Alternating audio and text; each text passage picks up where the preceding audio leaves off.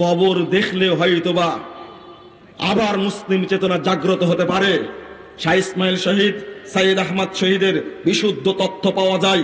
এই দুইজন বিদ্বানকে একেবারে টুকরো টুকরো করে হত্যা করে পানিতে ভাসিয়ে দেওয়া হয়েছিল, নদীতে ভাসিয়ে, কার নদীতে ভাসিয়ে দেওয়া হয়েছিল। শাহ ইসমাইল শহীদ চলে গেছেন, সাইয়েদ আহমদ শহীদ চলে গেছেন, তিতুমির চলে গেছেন, কিন্তু ব্রিটিশরা, অপবিত্র ইংরেজরা, দালালরা এই উপমহাদেশকে টিকতে পেরেছে। আন্দোলন দুর্বার হয়েছে।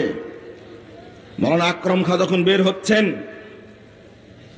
দিল্লির মসজিদ থেকে, 3 জন বন্দুকধারী বন্দুক তাক করেছে, মেরে ফেলবে তাই।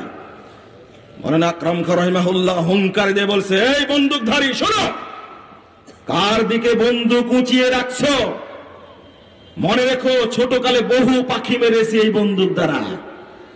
মারার আগে এক ধমকে 3 জন বন্দুকধারীর বন্দুক পড়ে গেছে।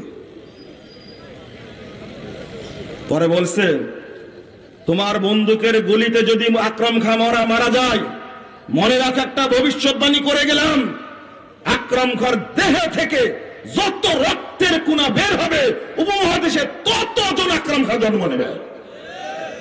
তুমি আমাকে জেলখানায় পুরে কি করবা?